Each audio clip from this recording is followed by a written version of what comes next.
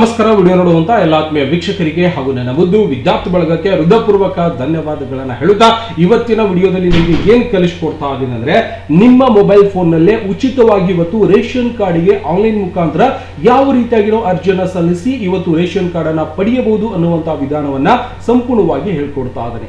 ಜೊತೆಗೆ ಇವತ್ತೇನು first time YouTube ಅಲ್ಲಿ ನಾನ್ ಮಾಡುವಂತ ವಿಡಿಯೋ ನೋಡ್ತಾ ಇದ್ದೀರಾ ಅಂದ್ರೆ ವಿಡಿಯೋ ಕೆಳಗಡೆ ಸಬ್ಸ್ಕ್ರೈಬ್ ಅನ್ನೋ ಬಟನ್ ಕಾಣಿಸ್ತಾ ಇದೆ, ಕೆಂಪು ಅಕ್ಷರಲೆ ಸಬ್ಸ್ಕ್ರೈಬ್ ಮಾಡ್ಕೊರಿ, ಬಾಜು ಒಂದು ಬೆಲ್ ಐಕಾನ್ ಗಂಟೆ ಬರ್ತದೆ, ಮೇಲಿನ ಗಂಟೆ ಬಾರಿಸ್ಬಿಟ್ರೆ ಸಾಕು. ನಾನ್ ಮಾಡೋತಾ ಈ ತರ ಪ್ರತಿಯೊಂದು ವಿಡಿಯೋಸ್ ಗಳ ಮಾಹಿತಿ ಏನಾಗುತ್ತೆ ನಿಮ್ಮ ಫೋನ್ ಮೇಲೆ ಮತ್ತೆ ನಿಮ್ಮ ಕಂಪ್ಯೂಟರ್ ಮೇಲೆ ನೋಟಿಫಿಕೇಶನ್ ಬರ್ತಾ ಇರುತ್ತೆ. ನೀವು ಮನೆಯಲ್ಲೇ ಕುಳಿತುಕೊಂಡು ನಾನ್ ಮಾಡುವಂತಹ ಪ್ರತಿಯೊಂದು ವಿಡಿಯೋಸ್ ನೋಡೋ ಮುಖಾಂತರ ಇವತ್ತು ಕಂಪ್ಯೂಟರ್ ಶಿಕ್ಷಣ ಮತ್ತೆ ಇನ್ನಿತರ ಮಾಹಿತಿಗಳನ್ನು ಕೂಡ ಸಂಪೂರ್ಣವಾಗಿ ಪಡಿಬಹುದು ಸ್ನೇಹಿತರೆ. ನೋಡೋಣ ಇವತ್ತು ಯಾವ ರೀತಿಯಾಗಿ ಇವತ್ತು ರೇಷನ್ ಕಾರ್ಡ್ಗೆ ಮೊಬೈಲ್ ಫೋನ್ ನಲ್ಲೇ ಅರ್ಜಿಯನ್ನ ಸಲ್ಲಿಸಬಹುದು ಅನ್ನುವಂತಹ ವಿಧಾನವನ್ನ ಸಂಪೂರ್ಣವಾಗಿ ಕಲಿಸ್ಕೊಡ್ತಾ ಇದ್ದೀನಿ. ಮೊದಲಿಗೆ ನಿಮ್ಮ ಕಂಪ್ಯೂಟರ್ ಅಥವಾ ಮೊಬೈಲ್ ಫೋನ್ ನಲ್ಲಿ ಇರುವಂತಹ ಗೂಗಲ್ ಕ್ರೋಮ್ ಅನ್ನು ಓಪನ್ ಮಾಡ್ಕೊಳ್ಳಿ. ಓಪನ್ ಮಾಡಿದ ನಂತರ ನೀವು ಏನ್ ಸರ್ಚ್ ಮಾಡ್ಬೇಕಪ್ಪ ಅಂದ್ರೆ ಆಹಾರ ಇಲಾಖೆ ಅಂತ ಅಷ್ಟೇ ಟೈಪ್ ಮಾಡ್ಕೋಬೇಕು. ಆಹಾರ ಕರ್ನಾಟಕ.in.nic ಅಂತ ಬಂದಿರತ್ತೆ. ನೀವು ಏನ್ ಮಾಡ್ಬೇಕು, ಇದರ ಮೇಲೆ ಕ್ಲಿಕ್ ಅನ್ನ ಮಾಡ್ಕೋಬೇಕು. ಈ ಒಂದು ವೆಬ್ಸೈಟಿನ ಲಿಂಕ್ ಕೂಡ ನಾನು ವಿಡಿಯೋ ಡಿಸ್ಕ್ರಿಪ್ಷನ್ ಅಲ್ಲಿ ಹಾಕಿರ್ತೀನಿ. ಅಲ್ಲಿಂದ ಡೈರೆಕ್ಟ್ ಆಗಿ ನೀವು ಓಪನ್ ಮಾಡ್ಕೊಂಡು ಅರ್ಜಿಯನ್ನ ಸಲ್ಲಿಸಬಹುದು. ಓಕೆ, ಅವಾಗ ನಾನು ಏನ್ ಮಾಡ್ತೀನಿ ಅಂದ್ರೆ ಇಲ್ಲಿಂದ ಕರ್ನಾಟಕ ಸರ್ಕಾರದ ಒಂದು ವೆಬ್ಸೈಟ್ ಕಾಣಿಸ್ತಾ ಇರತ್ತೆ. ಆಹಾರ ನಾಗರಿಕ ಸರಬರಾಜು ಮತ್ತು ಗ್ರಾಹಕ ವ್ಯವಹಾರ ಇಲಾಖೆ ಅಂತ ಬಂದಿರತ್ತೆ. ನಾವು ಡೈರೆಕ್ಟ್ ಆಗಿ ಇದರ ಮೇಲೆ ಕ್ಲಿಕ್ ಅನ್ನ ಮಾಡ್ಕೊಳ್ಳೋಣ. ಮಾಡಿದ ನಂತರ ಸಂಪೂರ್ಣವಾಗಿ ನಮ್ಗೆ ಏನಾಗುತ್ತೆ, ಸರ್ಕಾರದ ಒಂದು ಆಹಾರ ಇಲಾಖೆ ಒಂದು ವೆಬ್ಸೈಟ್ಗೆ ನಾವು ಸಂಪೂರ್ಣವಾಗಿ ಪ್ರವೇಶವನ್ನ ಪಡಿತೀವಿ. ಈ ಒಂದು ವೆಬ್ಸೈಟ್ ಅಲ್ಲಿ ರೇಷನ್ ಕಾರ್ಡ್ಗೆ ಸಂಬಂಧಪಟ್ಟಿರುವಂತಹ ಎಲ್ಲ ತರದ ಒಂದು ಮಾಹಿತಿಯನ್ನ ಸಂಪೂರ್ಣವಾಗಿ ನೀವು ಚೆಕ್ ಮಾಡ್ಕೋಬಹುದು. ಇಲ್ಲಿ ಪಡಿತರ ಚೀಟಿ ವಿವರ ಪಡಿಬಹುದು, ಡೌನ್ಲೋಡ್ ಮಾಡ್ಕೋಬಹುದು, ಹಂಚಿಕೆ ಆಗಿರುವಂತದ್ದನ್ನ ನೋಡಿರ್ಬೋದು. ಜೊತೆಗೆ ಪಡಿತರ ವಿತರಣೆ ಸ್ಥಿತಿಯನ್ನ ಸಂಪೂರ್ಣವಾಗಿ ನೋಡಬಹುದು.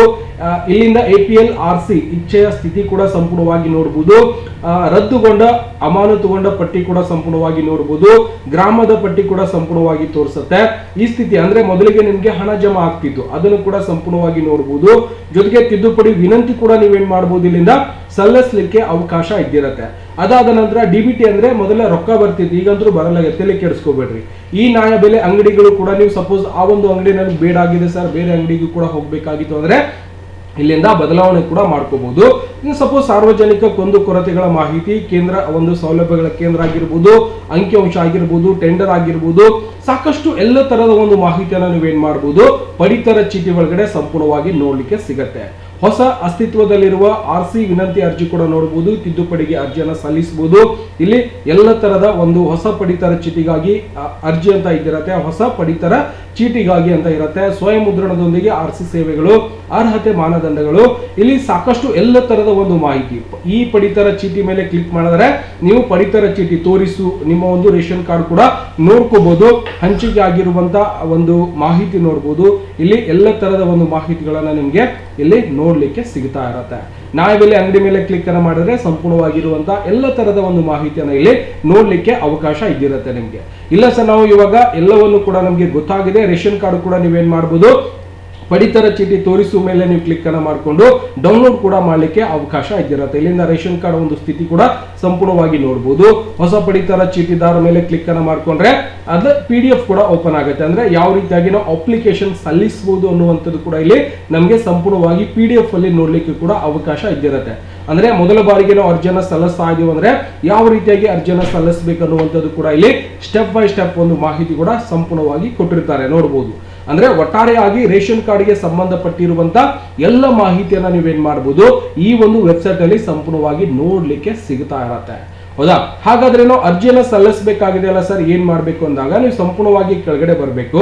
ಕೆಳಗಡೆ ಬಂದಾಗ ಓಕೆ, ಇಲ್ಲಿಂದ ಒಂದು ವೆಬ್ಸೈಟ್ ಸಿಗುತ್ತೆ ನಿಮ್ಗೆ. ಸಂಪೂರ್ಣವಾಗಿ ಇಲ್ಲಿ ಕೆಳಗಡೆ ಬಂದಾಗ ನಾನು ವಾಪಸ್ ಏನ್ ಮಾಡ್ತೀನಿ, ಹೋಮ್ ಪೇಜ್ ಮೇಲೆ ಕ್ಲಿಕ್ ಅನ್ನ ಮಾಡ್ಕೊಳ್ಳೋಣ. ಇಲ್ಲಿಂದ ಮರಳಿ ಪುಟಕ್ಕೆ ಮೇಲೆ ಕ್ಲಿಕ್ ಅನ್ನ ಮಾಡ್ಕೊತೀನಿ. ಓಕೆನಾ? ಮಾಡಿದ ನಂತರ ವಾಪಸ್ ಈ ರೀತಿಯಾಗಿರುವಂತಹ ಒಂದು ಪೇಜ್ ಮೇಲೆ ನಾವು ಸಂಪೂರ್ಣವಾಗಿ ಬರ್ತೀವಿ. ಈ ಸೇವೆಗಳ ಮೇಲೆ ಕ್ಲಿಕ್ ಮಾಡ್ಕೊಂಡಾಗ ಇಲ್ಲಿ ಕೆಳಗಡೆ ನೋಡಬಹುದು, ಇಲ್ಲಿ ಸಂಪೂರ್ಣವಾಗಿರುವಂತಹ ಕೆಲವೊಂದಿಷ್ಟು ಮಾಹಿತಿಗಳನ್ನು ಕೂಡ ನಿಮ್ಗೆ ನೋಡ್ಲಿಕ್ಕೆ ಸಿಗ್ತಾ ಇರತ್ತೆ. ಕಚೇರಿಯ ಬಳಕೆ ಅಂತ ಇದ್ದಿರತ್ತೆ. ನಾವು ಸಾರ್ವಜನಿಕ ಬಳಕೆಗೆ ಹೋಗ್ಬೇಕಾಗಿದೆ, ಇಲ್ಲಿ ಸಾರ್ವಜನಿಕ ಬಳಕೆ ಅಂತ ಇದ್ದಿರತ್ತೆ. ಇಲ್ಲಿ ಬೆಂಗಳೂರು ವಿಭಾಗ ಆಗಿರ್ಬೋದು, ಮೈಸೂರು ವಿಭಾಗ ಆಗಿರ್ಬೋದು, ಕಲಬುರಗಿ ವಿಭಾಗ ಆಗಿರ್ಬೋದು, ಬೆಂಗಳೂರು ವಿಭಾಗ, ಮೈಸೂರು ವಿಭಾಗ ಸಂಸ್ಥೆಯ ಬಳಕೆಗಾಗಿ ಅಂತ ಕೊಟ್ಟಿರ್ತಾರೆ. ನಾವು ಇಲ್ಲಿ ಸಾರ್ವಜನಿಕ ಬಳಕೆಯಲ್ಲಿ ನಾವೇನ್ ಮಾಡ್ಬೇಕಾಗಿದೆ, ಕಲಬುರಗಿ ವಿಭಾಗದವರಾಗಿದ್ರೆ ಇದರ ಮೇಲೆ ಕ್ಲಿಕ್ ಅನ್ನ ಮಾಡಿಕೊಂಡು ಇಲ್ಲಿ ಹೊಸ ಪಡಿತರ ಚೀಟಿ ಅರ್ಜಿ ಅಂತ ಬಂದಿರತ್ತೆ. ಸಪೋಸ್ ಪಡಿತರ ಚೀಟಿ ತಿದ್ದುಪಡಿಗಾಗಿ ಅರ್ಜಿ ಸಲ್ಲಿಸಿ ಅಂತ ಬಂದಿರುತ್ತೆ. ಪಡಿತರ ಚೀಟಿ ವಿವರ ಕೂಡ ನೀವು ಪಡೆಯಬಹುದು. ಜೊತೆಗೆ ದೂರುಗಳ ನೋಂದಣಿ ಕೂಡ ಮಾಡಬಹುದು. ಇಲ್ಲ ಸರ್ ಅರ್ಜಿಯನ್ನು ಸಲ್ಲಿಸಬೇಕಾಗಿತ್ತು ಅಂದ್ರೆ ಹೊಸ ಪಡಿತರ ಚೀಟಿ ಮೇಲೆ ನೀವು ಕ್ಲಿಕ್ ಅನ್ನ ಮಾಡ್ಕೊಳ್ಳಿ. ಮಾಡಿದ ನಂತರ ಇಲ್ಲಿಂದ ಸಂಪೂರ್ಣವಾಗಿ ನಿಮ್ಗೆ ಇಲ್ಲಿ ಸೂಚನೆಗಳು ಕೂಡ ಕೊಟ್ಟಿರ್ತಾರೆ, ಅಂದ್ರೆ ಕೆಲವೊಂದಿಷ್ಟು ಮಾಹಿತಿ ಕೂಡ ಸಂಪೂರ್ಣವಾಗಿ ಕೊಟ್ಟಿರ್ತಾರೆ. ಅದನ್ನು ಕೂಡ ನೀವು ಸಂಪೂರ್ಣವಾಗಿ ಸೂಚನೆ ಮೇಲೆ ಕ್ಲಿಕ್ ಅನ್ನ ಮಾಡಿದ್ರೆ ಇಲ್ಲಿ ಯಾವ ರೀತಿಯಾಗಿ ಅರ್ಜಿಯನ್ನು ಸಲ್ಲಿಸಬೇಕು, ಏನೆಲ್ಲ ಮಾಹಿತಿ ಇದ್ದಿರತ್ತೆ ಎಲ್ಲವನ್ನು ಕೂಡ ಸಂಪೂರ್ಣವಾಗಿ ನೀವು ಓದ್ಕೊಂಡು ಏನ್ ಮಾಡಬೇಕು, ಅರ್ಜಿಯನ್ನ ಸಲ್ಲಿಸಬೇಕಾಗತ್ತೆ. ಎಲ್ಲವೂ ಕೂಡ ಓದ್ಕೊಂಡಿದ್ದಾದ ನಂತರ ಬ್ಯಾಕ್ ಟು ಅಪ್ಲಿಕೇಶನ್ ಮೇಲೆ ಕ್ಲಿಕ್ ಅನ್ನ ಮಾಡ್ಕೊಳ್ಳಿ. ಇಲ್ಲಿ ಕ್ಲಿಕ್ ಮಾಡಿ ಅಂತ ಬರುತ್ತೆ. ಎರಡೂ ಕೂಡ ಸೇಮ್ ಆಗಿರುತ್ತೆ. ಇಂಗ್ಲಿಷ್ ಅಲ್ಲಿ ಕೂಡ ಹಾಕ್ಬೋದು, ಕನ್ನಡದಲ್ಲಿ ಕೂಡ ನೀವು ಏನ್ ಮಾಡಬೇಕು, ಈ ಒಂದು ಸೂಚನೆಯನ್ನ ನೋಡ್ಲಿಕ್ಕೆ ಅವಕಾಶ ಇದ್ದಿರುತ್ತೆ. ಇಲ್ಲಿ ಕ್ಲಿಕ್ ಮಾಡಿ ಮೇಲೆ ಕ್ಲಿಕ್ ಅನ್ನ ಮಾಡ್ಕೊಳ್ಳೋಣ. ಸರ್ವರ್ ಹೋಯ್ತು, ಓಪನ್ ಆಗಿತ್ತು. ಓಕೆ, ಸರ್ವರ್ ಸ್ವಲ್ಪ ಸಿಗೋದು ಕಷ್ಟ ಅಂತ ಅನ್ಕೋತಾ ಇದೀನಿ. ಜಸ್ಟ್ ಓಪನ್ ಮಾಡ್ಕೊಳ್ಳೋಣ. ಮತ್ತೆ ಇನ್ನೊಂದ್ಸರ್ತಿ ನಾನು ಏನ್ ಮಾಡ್ತೀನಿ, ಕ್ಲಿಕ್ ಹಿಯರ್. ಓಕೆ, ಸರ್ವರ್ ಹೋಯ್ತು. ಓಕೆ, ಓಪನ್ ಆಗಿತ್ತು. ಬಹಳ ಭಾರಿ ನನ್ನ ಒಂದು ಏನಂತಾರಲ್ಲ ದೈವತ್ ಹೇಳ್ಬಹುದು. ಹಾಗಾಗಿ ಅದು ವಾಪಸ್ ಸರ್ವರ್ ಎರರ್ ಅಂತ ಬರ್ತಾ ಇದೆ. ಓಕೆ, ಅವಾಗ ನಾನು ಏನ್ ಮಾಡ್ತೀನಿ, ಇದನ್ನ ಕ್ಲೋಸ್ ಮಾಡ್ಕೊಂಡು ಮತ್ತೊಮ್ಮೆ ನಾವೇನ್ ಮಾಡ್ಕೊಳ್ಳೋಣ, ಇದನ್ನು ಕೂಡ ಕ್ಲೋಸ್ ಮಾಡ್ಕೊಳ್ಳೋಣ. ಇದನ್ನು ಕೂಡ ಸಂಪೂರ್ಣವಾಗಿ ಕ್ಲೋಸ್ ಮಾಡ್ಕೊಳ್ಳೋಣ. ವಾಪಸ್ ನಾವು ಅದೇ ಒಂದು ಆಹಾರ ಇಲಾಖೆ ವೆಬ್ಸೈಟ್ಗೆ ಹೋಗೋಣ. ಓಕೆ, ಆಹಾರ ಇಲಾಖೆ ವೆಬ್ಸೈಟ್ ಅನ್ನ ಕ್ಲಿಕ್ ಮಾಡ್ಕೊಳ್ಳೋಣ. ಆಹಾರ ಮತ್ತು ಸರಬರಾಜು ಇಲಾಖೆ ಮೇಲೆ ಕ್ಲಿಕ್ ಅನ್ನ ಮಾಡ್ಕೋತಾ ಇದ್ದೀನಿ. ಇವಾಗಾದ್ರೂ ಸಿಗತ್ತಾ ನೋಡೋಣ. ಆಗ್ಲೇ ಬಂದಿತ್ತು, ಜಸ್ಟ್ ಬಂದಿರೋದ್ರಲ್ಲೇ ಸಂಪೂರ್ಣವಾಗಿ ಹೋಯ್ತು ಅಂತ ಅನ್ಕೋತೀನಿ. ಯಾಕೆಂದ್ರೆ ಟೈಮ್ ಸುಮಾರು ಇತ್ತು ಅಂದ್ರೆ ಏನು ಮಾಡಕ್ ಬರುವುದಿಲ್ಲ, ವಾಪಸ್ ಹೋಗ್ಬಿಡ್ತೈತೆ ಅದು. ಸರ್ವರ್ ಸಿಗೋದೇ ಕಷ್ಟ. ಮುಖಪುಟ ಮೇಲೆ ಕ್ಲಿಕ್ ಅನ್ನ ಮಾಡ್ಕೊಳ್ಳೋಣ. ಓಕೆ, ಮಾಡಿದ್ದೇನೆಂದ್ರೆ ಕೆಳಗಡೆ ಬರೋಣ. ಬರ್ತಿದ್ದಾನೆ. ಇಲ್ಲಿಂದ ನಾವು ಸಾರ್ವಜನಿಕ ಬಳಕೆ ಕಲಬುರಗಿ ವಿಭಾಗ ಹೊಸ ಪಡಿತರ ಚೀಟಿ ಮೇಲೆ ಕ್ಲಿಕ್ ಮಾಡಿಕೊಂಡು ಇಲ್ಲಿ ಕ್ಲಿಕ್ ಮಾಡಿ ಅಂತ ಬರುತ್ತೆ. ಬತ್ತು ಸಂಪೂರ್ಣವಾಗಿ ಬಂದ ನಂತರ ನೀವೇನ್ ಮಾಡ್ಬೇಕಾಗತ್ತೆ, ಇಲ್ಲಿಂದ ಇಲ್ಲಿ ಕ್ಲಿಕ್ ಮಾಡಿ ಎಲ್ಲವೂ ಸಾಧನೆ ಸೂಚನೆಗಳಿಗಾಗಿ ಇಲ್ಲಿ ಕ್ಲಿಕ್ ಮಾಡಿ ಅಂತ ಬರ್ತಾ ಇರತ್ತೆ. ಇಲ್ಲಿ ಸಾಕಷ್ಟು ಮಾಹಿತಿಗಳು ಕೂಡ ನಿಮ್ಗೆ ನೋಡ್ಲಿಕ್ಕೆ ಸಿಗ್ತಾ ಇರತ್ತೆ. ಎಲ್ಲವನ್ನು ಕೂಡ ನೋಡ್ಬೋದು. ಹೌದಾ, ಇಲ್ಲಿ ನೋಡ್ಬೋದು ಎಲ್ಲ ತರದ ಒಂದು ಮಾಹಿತಿ ಕೂಡ ಇಲ್ಲಿಂದ ಸಂಪೂರ್ಣವಾಗಿ ನೋಡ್ಲಿಕ್ಕೆ ಸಿಗತ್ತೆ. ನಿಮ್ಗೆ ಸಮಾಧಾನದಿಂದ ಸಂಪೂರ್ಣವಾಗಿ ಓದ್ಕೋಬೇಕು. ಓದಿದ ನಂತರ ನೀವೇನ್ ಮಾಡ್ಬೇಕಪ್ಪ ಅಂದ್ರೆ ಆನ್ಲೈನ್ ಮುಖಾಂತರ ಅರ್ಜಿಯನ್ನ ಸಲ್ಲಿಸಬೇಕಾಗತ್ತೆ. ಇಲ್ಲಿ ಏನ್ ಹೇಳ್ಕೊಡ್ತಾ ಇದಾರೆ ಎಲ್ಲವನ್ನು ಕೂಡ ಸಮಾಧಾನದಿಂದ ಸಂಪೂರ್ಣವಾಗಿ ಓದ್ಕೊರಿ. ಓದಿದ ನಂತರ ನೀವೇನ್ ಮಾಡ್ಬೋದು, ಮ್ಯಾನ್ಯುವಲ್ ಆಗಿ ಮೊಬೈಲ್ ನಲ್ಲೇ ನೀವೇನ್ ಮಾಡ್ಬೋದು, ಬಹಳಷ್ಟು ಈಸಿಯಾಗಿ ನೀವೇನ್ ಮಾಡ್ಬೋದು, ಅರ್ಜಿಯನ್ನ ಸಲ್ಲಿಸಬಹುದು. ಓಕೆನಾ, ನಾನೇನ್ ಮಾಡ್ತೀನಿ, ಆಹಾರ ಹೊಸ ಬಯೋಮೆಟ್ರಿಕ್ ಕೇವಲ ಯುಐಡಿ ನೋಂದಣಿ ಸಾಧನೆಗಳನ್ನು ಮಾತ್ರ ಬಳಸಿ ಅಂತ ಬರ್ತಾ ಇದೆ. ಮತ್ತೆ ಹೊಸ ನೋಂದಾಯಿತ ಬಯೋಮೆಟ್ರಿಕ್ ಐರಿಸ್ ಸಾಧನಗಳನ್ನು ಬಳಸುವ ಬದಲು ಸಾಧನ ತಯಾರಕರೊಂದಿಗೆ ತಮ್ಮ ಬಯೋಮೆಟ್ರಿಕ್ ಐರಿಸ್ ಸಾಧನವನ್ನು ನೋಂದಣಿ ಮಾಡುವುದು ಕಡ್ಡಾಯವಾಗಿದ್ದು. ಓಕೆ, ಏನೇನು ಹೇಳ್ತಾರೆ ಅವರು ಅಂದ್ರೆ ಬಯೋಮೆಟ್ರಿಕ್ ಇರ್ಬೇಕು ನಮ್ಮ ಹತ್ರ ಕಡ್ಡಾಯವಾಗಿ. ಬಯೋಮೆಟ್ರಿಕ್ ಇತ್ತು ಅಂದ್ರೆ ನಾವು ಅರ್ಜಿಯನ್ನು ಸಲ್ಲಿಸಲಿಕ್ಕೆ ಅವಕಾಶ ಇದ್ದಿರತ್ತೆ. ಹೌದಾ, ಹಾಗಾದ್ರೆ ನಾನು ಏನ್ ಮಾಡ್ತೇನೆ, ದೃಢೀಕರಿಸುವಾಗ ದೋಷಿ ಸಂದೇಶಗಳು ಹೀಗೆ ಪರಿಹರಿಸುವ ಅರ್ಥ ಮಾಡಿಕೊಳ್ಳಲು ಕ್ಲಿಕ್ ಮಾಡಿ ಅಂತ ಬರುತ್ತೆ. ಇದರ ಮೇಲೆ ಕೂಡ ಕ್ಲಿಕ್ ಅನ್ನ ಮಾಡಿದ್ರೆ ಕೆಲವೊಂದಿಷ್ಟು ಮಾಹಿತಿಗಳನ್ನು ಕೂಡ ನಿಮಗೆ ಸಂಪೂರ್ಣವಾಗಿ ನೋಡ್ಲಿಕ್ಕೆ ಸಿಗುತ್ತೆ ಇಲ್ಲಿಂದ. ಓಕೆನಾ, ಅಂದ್ರೆ ಏನಾದರೂ ತಪ್ಪಾಗಿತ್ತು ಅಂದ್ರೆ ನೀವು ಇಲ್ಲಿಂದ ನೋಡ್ಕೋಬಹುದು. ಓಕೆ, ಇದರ ಮೇಲೆ ಕ್ಲಿಕ್ ಮಾಡಿದಾಗ ಮತ್ತೆ ಇಲ್ಲಿನೂ ಕೂಡ ನಿಮಗೆ ಯಾವ ರೀತಿಯಾಗಿ ಅರ್ಜಿಯನ್ನು ಸಲ್ಲಿಸಬೇಕು ಏನೆಲ್ಲ ಇದ್ದಿರತ್ತೆ ಅದೆಲ್ಲವನ್ನು ಕೂಡ ಗೊತ್ತಾಗುತ್ತೆ. ಬ್ಯಾಕ್ ಟು ಅಪ್ಲಿಕೇಶನ್ ಮೇಲೆ ಕ್ಲಿಕ್ ಅನ್ನ ಮಾಡ್ಕೊಳ್ಳೋಣ. ಕ್ಲಿಕ್ ಮಾಡ್ತಿದ್ದಾನೆ ನಾವೇನ್ ಮಾಡ್ಬೋದು, ನೀವು online application for the ration card ಅಂತ ಬರ್ತಾ ಇದೆ. ಇಲ್ಲಿಂದ ಸ್ವಲ್ಪ ಸರ್ವರ್ ಬಿಸಿ ಇರೋದ್ರಿಂದ ನಮಗೆ ಅಪ್ಲಿಕೇಶನ್ ಇಲ್ಲಿ ಲಿಂಕ್ ಸಿಗ್ತಾ ಇಲ್ಲ. ಓಕೆ, ಬಟ್ ಮಾಹಿತಿ ಸಿಗ್ತಾ ಇದೆ. ಲಿಂಕ್ ಸಿಕ್ತು ಅಂದ್ರೆ ನಾವು ಡೈರೆಕ್ಟ್ ಆಗಿ ಏನ್ ಮಾಡ್ಬೋದು, ಇಲ್ಲಿಂದಾನೆ ಓಪನ್ ಮಾಡ್ಕೊಂಡು ಅರ್ಜಿಯನ್ನ ಸಲ್ಲಿಸಬಹುದು.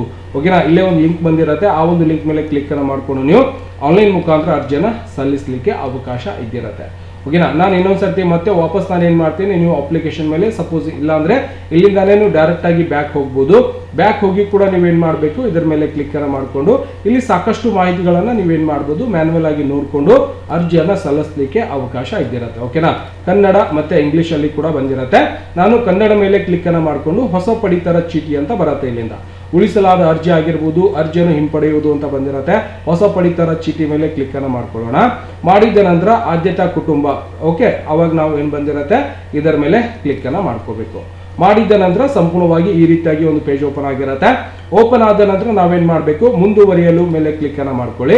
ಸಂಪೂರ್ಣವಾಗಿ ಓಪನ್ ಆಗುತ್ತೆ. ಮುಂದು ಮೇಲೆ ಕ್ಲಿಕ್ ಮಾಡಿದಾಗ ಈ ಹಿಂದೆ 2015ರಲ್ಲಿ ಅರ್ಜಿ ಸಲ್ಲಿಸಿದ್ದು, ಈ ಅರ್ಜಿಯನ್ನು ಇಲ್ಲಿಗೆ ಲಿಂಕ್ ಮಾಡಲು ಬಯಸುವಿರಾ ಅಂತ ಕೇಳುತ್ತೆ. ಯಾವಾಗಾದ್ರೂ ನೀವು ಅರ್ಜಿಯನ್ನು ಸಲ್ಲಿಸಿದ್ದೀರಿ ಏನಂತ ಕೇಳುತ್ತೆ. ಇಲ್ಲ ಸರ್ ಅಂದ್ರೆ ನೀವು ಇಲ್ಲ ಮೇಲೆ ಕ್ಲಿಕ್ ಅನ್ನ ಮಾಡ್ಕೋಬೇಕು. ಮಾಡಿದ ನಂತರ ಇಲ್ಲೇನ್ ಮಾಡ್ಬೇಕಾಗತ್ತೆ, ಇಲ್ಲಿಂದ ಸ್ಪೆಷಲ್ ಅಂತ ಕ್ಲಿಕ್ ಅನ್ನ ಮಾಡ್ಕೊಳ್ಳಿ. ಮಾಡಿದ ನಂತರ ಇಲ್ಲಿಂದ ಈ ಶ್ರಮ ಅಥವಾ ಇದರಲ್ಲಿ ಯಾವ್ದಾದ್ರು ಒಂದು ಡಾಕ್ಯುಮೆಂಟ್ಸ್ ನಿಮ್ಮ ಹತ್ರ ಇರಬೇಕಾಗತ್ತೆ. ಈ ಶ್ರಮ ವರ್ಕರ್ ಅಥವಾ ಮೆಡಿಕಲ್ ಎಮರ್ಜೆನ್ಸಿ ಅಂತ ಬಂದಿರತ್ತೆ. ನಾನು ಮೆಡಿಕಲ್ ಎಮರ್ಜೆನ್ಸಿಗೆ ತಗೋತಾ ಇದ್ದೀನಿ. ಇದರ ಮೇಲೆ ಕ್ಲಿಕ್ ಅನ್ನ ಮಾಡ್ಕೊಳ್ಳೋಣ.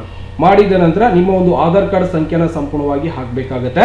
ಆಧಾರ್ ಕಾರ್ಡ್ ಸಂಖ್ಯೆ ಹಾಕಿ ನೀವು ಮುಂದುವರಿಸಿ ಮೇಲೆ ಕ್ಲಿಕ್ ಅನ್ನ ಮಾಡ್ಕೋಬಹುದು. ಓಕೆನಾ, UID ಮತ್ತೆ ಆಧಾರ್ ಕಾರ್ಡ್ ಅಂದ್ರೆ ಸ್ಪೆಷಲ್ ಆಗಿ ನೀವು ಏನ್ ಮಾಡ್ತೀರಿ ಅದರ ಮೇಲೆ ಡಿಪೆಂಡ್ ಆಗಿದ್ದಿರತ್ತೆ. ಅವಾಗ ಇದರ ಸಂಪೂರ್ಣವಾಗಿರುವಂತಹ ಆಧಾರ್ ಕಾರ್ಡ್ ನಂಬರ್ ಹಾಕೊಳ್ಳಿ, ಮುಂದೆ ಮೇಲೆ ಕ್ಲಿಕ್ ಅನ್ನ ಮಾಡಿ. ಇನ್ನು ಸಾಕಷ್ಟು ಮಾಹಿತಿಗಳು ಕೂಡ ಸಂಪೂರ್ಣವಾಗಿ ಬರುತ್ತೆ. ಓಕೆ, ನಾನು ಆಧಾರ್ ಕಾರ್ಡ್ ನಂಬರ್ ಹಾಕೋತಾ ಇದೀನಿ. ಸಪೋಸ್ ನಂದೇ ಹಾಕಿ ಮಾಡ್ತಾ ಇದ್ದೀನಿ, ನಾನು ಆಲ್ರೆಡಿ ಐತಿ ರೇಷನ್ ಕಾರ್ಡ್ ದಿಂದ ನಾನು ಉಣಾತೀನಿ, ತಲೆ ಕೆಡಿಸ್ಕೋಬೇಡ್ರಿ, ಹೇಳೋದ್ರೊಳಗೆ ಏನು ತಪ್ಪಿಲ್ಲ. ಯಾಕಂದ್ರೆ ಅದು ಐತೆ ಅಂತೇಳಿ ನಾವು ಮನೆಯಾಗ ದಿನ ರೇಷನ್ ತಗೊಂಡ್ ಬರ್ತಾರೆ, ಮನೆಯಲ್ಲಿ ತಗೊಂಡ್ ಬಂದಿರ್ತಾರ, ಅದೇ ರೇಷನ್ ನಾವು ಬಳಕೆಯನ್ನ ಮಾಡ್ತಿರ್ತೀವಿ. ಓಕೆ, ಇಲ್ಲಿ ರೇಷನ್ ಕಾರ್ಡ್ ನಂಬರ್ ಅನ್ನ ಸಂಪೂರ್ಣವಾಗಿ ಹಾಕೋಬೇಕು. ಬಂದಿರುವಂತಹ ration card Aadhaar card number ಅನ್ನ ಹಾಕೊಂಡು ಮುಂದೆ ಮೇಲೆ ಕ್ಲಿಕ್ ಅನ್ನ ಮಾಡ್ಕೋತೀನಿ.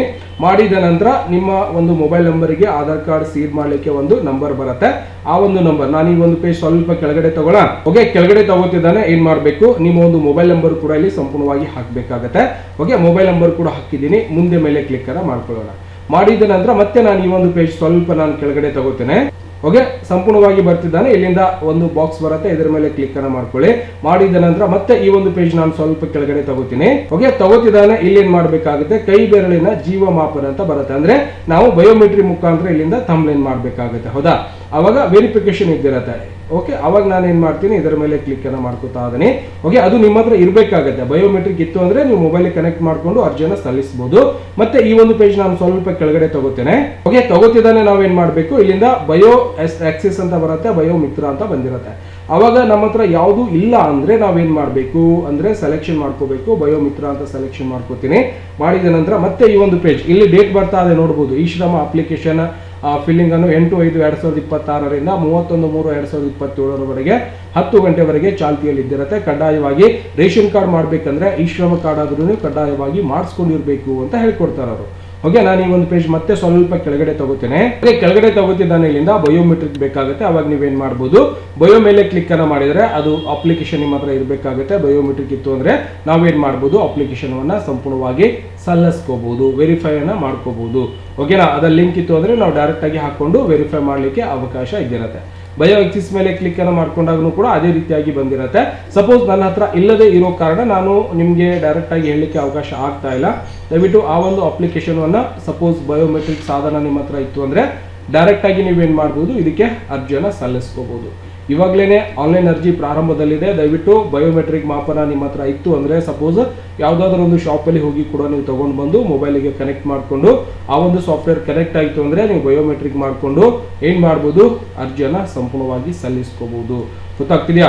ದಯವಿಟ್ಟು ಹೇಳಿರುವಂತ ಮಾಹಿತಿ ಇಷ್ಟ ಆಗಿದೆ ಅಂತ ಅನ್ಕೋತಾ ಇದೀನಿ. ಆನ್ಲೈನ್ ಅರ್ಜಿ ಪ್ರಾರಂಭದಲ್ಲಿದೆ. ದಯವಿಟ್ಟು ಎಲ್ಲರೂ ಕೂಡ ಆನ್ಲೈನ್ ಮುಖಾಂತರ ಅರ್ಜಿಯನ್ನು ಸಲ್ಲಿಸಿ. ಅರ್ಜಿ ಸಲ್ಲಿಸುವಂತ ಸಂದರ್ಭದಲ್ಲಿ ಏನೆಲ್ಲ ಮಾಡ್ಬೇಕನ್ನುವಂಥದ್ದು ಕೂಡ ಇಲ್ಲಿ ಸಂಪೂರ್ಣವಾಗಿ ಓಪನ್ ಆಗಿರುತ್ತೆ. ದಯವಿಟ್ಟು ಆನ್ಲೈನ್ ಅರ್ಜಿ ಪ್ರಾರಂಭದಲ್ಲಿದೆ. ಬಯೋಮೆಟ್ರಿಕ್ ಸಾಧನ ಇತ್ತು ಅಂದ್ರೆ ನೀವು ಅದನ್ನ ಆಡ್ ಮಾಡಿಕೊಂಡು ಅರ್ಜಿಯನ್ನ ಸಂಪೂರ್ಣವಾಗಿ ಸಲ್ಲಿಸ್ಕೋಬಹುದು. ಓಕೆನಾ, ದಯವಿಟ್ಟು ಇದರ ಮುಂದಿನ ಭಾಗವನ್ನ ಮುಂದಿನ ವಿಡಿಯೋದಲ್ಲಿ ಹೇಳ್ಕೊಳ್ಳಿಕ್ಕೆ ಬರ್ತಾ ಇದೀನಿ. ದಯವಿಟ್ಟು ನಿಮಗೂ ಕೂಡ ಅರ್ಜಿಯನ್ನ ಸಲ್ಲಿಸಬೇಕಾಗಿತ್ತು ಅಂದ್ರೆ ಅರ್ಜಿಯನ್ನ ಸಲ್ಲಿಸ್ಕೋಬಹುದು. ಹೊಸ ಪಡಿತರ ಚೀಟಿಗೆ ಅರ್ಜಿ ಪ್ರಾರಂಭದಲ್ಲಿ ಇದೆ ಅನ್ನೋದು ಕೂಡ ಸಂಪೂರ್ಣವಾಗಿ ಹೇಳ್ಕೊಟ್ಟಿದ್ದೀನಿ. ಓಕೆನಾ, ಮುಂದಿನ ಭಾಗ ಮುಂದಿನ ವಿಡಿಯೋದಲ್ಲಿ ನಿಮಗೆ ನೆಕ್ಸ್ಟ್ ಟೈಮ್ ಅಂದ್ರೆ ನಾನು ಒಂದು ಬಯೋಮೆಟ್ರಿಕ್ ಸಾಧನ ತಗೊಂಡು ಮುಂದಿನ ಪಾರ್ಟ್ ಅನ್ನ ತಗೊಂಡು ಬರ್ತಾ ಇದ್ದೀನಿ. ಅಂದ್ರೆ ಯಾರ್ದಾದ್ರೂ ಒಂದು ರೇಷನ್ ಕಾರ್ಡ್ ಅರ್ಜಿಯನ್ನು ಸಲ್ಲಿಸಿ ಪೂರ್ತಿ ಕಂಪ್ಲೀಟ್ ವಿಡಿಯೋನ ಮುಂದಿನ ವಿಡಿಯೋದಲ್ಲಿ ಹೇಳ್ಕೊಳ್ಳಿಕ್ಕೆ ಬರ್ತಾ ಇದ್ದೀನಿ. ಯಾರಿಗೆ ಮುಂದಿನ ವಿಡಿಯೋ ಬೇಕಾಗಿದೆ ದಯವಿಟ್ಟು ಕಮೆಂಟ್ಸ್ ಅನ್ನ ಮಾಡಬೇಕು. ವಿಡಿಯೋ ಇಷ್ಟ ಆಗಿತ್ತು ಅಂದ್ರೆ ಲೈಕ್ ಮಾಡೋದನ್ನ ಮರಿಬಾರ್ದು. ಮತ್ತೆ ಸಿಗೋಣ ಮುಂದಿನ ವಿಡಿಯೋದಲ್ಲಿ. ನಮಸ್ಕಾರ. ವಿಡಿಯೋ ನೋಡುವಂತ ಎಲ್ಲ ಆತ್ಮೀಯ ವೀಕ್ಷಕರಿಗೆ.